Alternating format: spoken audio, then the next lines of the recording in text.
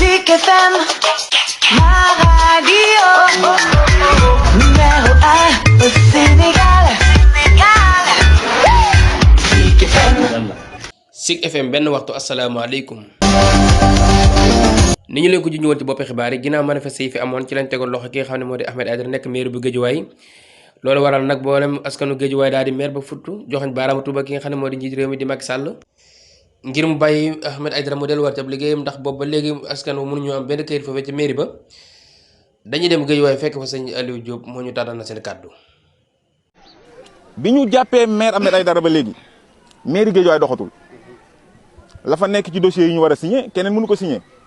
peut-être mënoon na permettre son secrétaire général mu signé yenn yi te du doon yëpp kon bëri na fa lu ñu waroon a signé lu ñu war a doxal ci mairie bi mais doxatul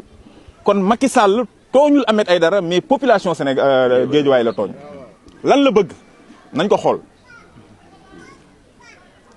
Ahmed Aidara dafa taxaw ne dafa bëgg a nekk maire Guédiawaye ñu ne ko simple journaliste du fi nekk maire kii du participer ci élection yi Ahmed xeex ba participer ci élection yi ñu ne du am dara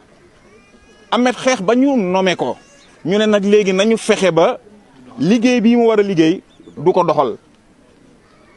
xam ngeen lan mooy solution bi après lan mooy ñëw lii ñuy wax délégation spéciale ak yeneen peut-être yoo xam ne dañ koy làq ci biir yooyu moo nekk seen bopp mais ñu wax leen ne leen ñun suñu carte bi ñu demee ci urne yi Ahmed Aidara la ñu vooteel ne ko yow yaay suñu maire ku dul Ahmed Aidara du mës a jiite Guédiawaye incha allah ci 5 ans yi di ñëw loolu nag ñu wax président de la république bu fekkee dafa nekk ci xelam wala dafa am ñu ko koy digal nañu ko tegaat ci suuf